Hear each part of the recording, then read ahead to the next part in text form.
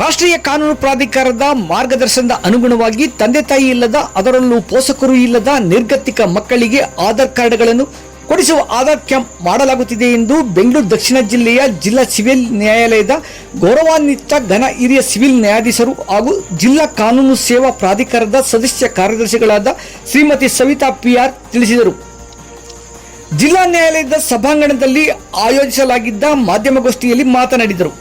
ರಾಷ್ಟ್ರೀಯ ಕಾನೂನು ಪ್ರಾಧಿಕಾರದ ಸಾಥಿ ಯೋಜನೆಯಡಿ ಜಿಲ್ಲೆಯ ಎಲ್ಲ ತಾಲೂಕುಗಳಲ್ಲಿ ಮಕ್ಕಳ ಆಶ್ರಮದಿಂದ ಪ್ರಾರಂಭವಾಗಿ ಯಾವುದೇ ನಗರ ಹಾಗೂ ಗ್ರಾಮೀಣ ಪ್ರದೇಶದಲ್ಲಿ ತಂದೆ ತಾಯಿ ಪೋಷಕರು ಇಲ್ಲದಿರುವ ಮಕ್ಕಳಿಗೆ ಆಧಾರ್ ಕಾರ್ಡ್ಗಳನ್ನು ವಿತರಿಸುವ ಸಾಥಿ ಫಲಪ್ರದವಾಗಬೇಕೆಂದರು.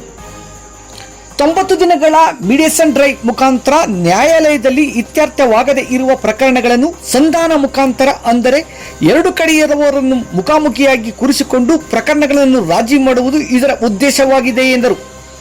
ಇದರಲ್ಲಿ ಕ್ರಿಮಿನಲ್, ಮೋಟಾರ್ ಕಾಯ್ದೆ, ಸಿವಿಲ್, ಭೂ ವಿವಾದ, ಇತರೆ ಪ್ರಕರಣಗಳು ಸೇರಲಿವೆ ಎಂದರು.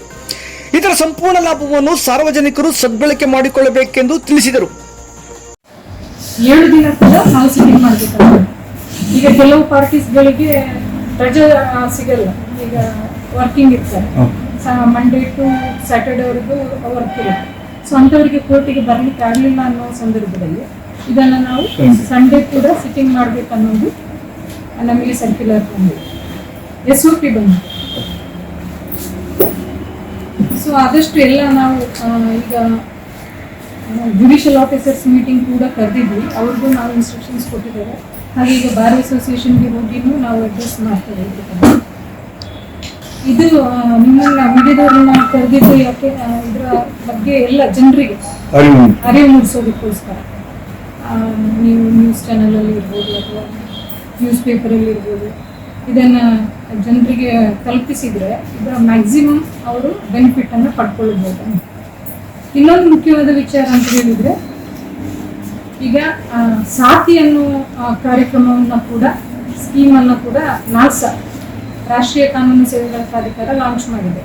ಇದರ ಸಾಥಿ ಇದರ ಉದ್ದೇಶ ಏನಂತ ಹೇಳಿದರೆ, ಈಗ ನಿರ್ಗತಿಕ ಮಕ್ಕಳು ಇರ್ತಾರೆ, ಅಂದರೆ ಅಪ್ಪ ಅಮ್ಮ ಇಲ್ಲದೆ ಇರೋರು, ಈ ಬಾಯ್ಸ್ ಹೋಮ್ ಅಥವಾ ಗರ್ಲ್ಸ್ ಹೋಮಲ್ಲಿ ಇರೋರು, ಈಗ ಯಾರು ಕೇರ್ ಟೇಕರ್ ಇರೋದವರು, ಈಗ ಅಪ್ಪ ಅಮ್ಮ ಎಲ್ಲ ಇದ್ರೆ ಅಜ್ಜ ಅಜ್ಜಿ ಆದರೂ ಕೇರ್ ತಗೊಳ್ತಾರೆ, ಅವರು ಇಲ್ಲದೆ ಹೋದಂಥ ಸಂದರ್ಭದಲ್ಲಿ ನಿರ್ಗತಿಕ ಮಕ್ಕಳಿಗೆ ನಾವು ಆಧಾರ್ ಕಾರ್ಡ್ ಕೊಡಿಸುವಂಥ ಯೋಜನೆ ಕೂಡ ನಾವು ಹಮ್ಮಿಕೊಂಡಿದ್ದೀವಿ.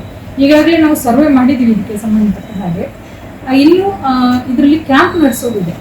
ಈಗ ನಮ್ಮ ತಾಲೂಕಿದು ತಹಶೀಲ್ದಾರ್, ಎಲ್ಲ ತಾಲೂಕುಗಳ ತಹಶೀಲ್ದಾರನ್ನ ಅವರು ಈ ಕಮಿಟಿಯಲ್ಲಿದ್ದಾರೆ, ಸಾಥಿ ಕಮಿಟಿಯಲ್ಲಿದ್ದಾರೆ. ಸೊ ಅವರ ಅಸಿಸ್ಟೆನ್ಸಿಂದ ನಾವು ಆಧಾರ್ ಕ್ಯಾಂಪ್ ಅಂತ ಹೇಳಿ ಮಾಡ್ತೇವೆ. ಇದರ ಉದ್ದೇಶ ಅಂತ ಹೇಳಿದರೆ, ಯಾವುದೇ ಒಂದು ಮಗು ಈಗ ನಮ್ಮ ಜಿಲ್ಲೆನಲ್ಲಿ ಇರಲಿ, ಇದು ಈಗ ಇದು ರಾಷ್ಟ್ರೀಯ ಮಟ್ಟದಲ್ಲೇ ನಡೀತಾ ಇದೆ, ಬಟ್ ನನಗೆ ಸಂಬಂಧಪಟ್ಟ ಹಾಗೆ ಈ ಜಿಲ್ಲೆನಲ್ಲಿ ಯಾವುದೇ ಒಂದು ಮಗುವಿಗೂ ಕೂಡ ಆಧಾರ್ ಕಾರ್ಡ್ ಇಲ್ಲದೆ ಇರಬಾರ್ದು.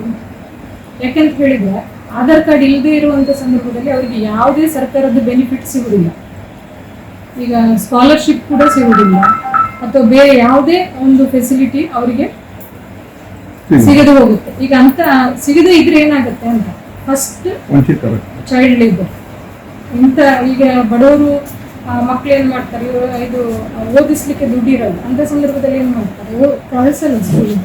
ಸೊ ಅಂಥದ್ರಿಂದ ವಂಚಿತ ಆಗ್ಬಾರ್ದು. ಈ ಮಕ್ಕಳನ್ನ ಎಲ್ಲ ಸರ್ಕಾರದಿಂದ ಏನು ಸೌಲಭ್ಯ ಕೊಡ್ತಾರೆ ಅಂಥದ್ದನ್ನು ಮಕ್ಕಳಿಗೆ ತಲುಪಿಸುವಂತಹ ಒಂದು ಜವಾಬ್ದಾರಿ ನಮ್ಮ ಮೇಲೆ ಇದೆ. ಹಾಗೆ ಈ ಕ್ಯಾಂಪ್ ಮುಖಾಂತರ ಎಲ್ಲ ಮಕ್ಕಳಿಗೆ, ನಿರ್ಗತಿಕ ಮಕ್ಕಳಿಗೆ ನಾವು ಆಧಾರ್ ಕಾರ್ಡ್ ಕೊಡಿಸುವಂಥ ಒಂದು ವ್ಯವಸ್ಥೆಯನ್ನು ಕೂಡ ಹಮ್ಮಿಕೊಂಡಿದ್ದೀವಿ.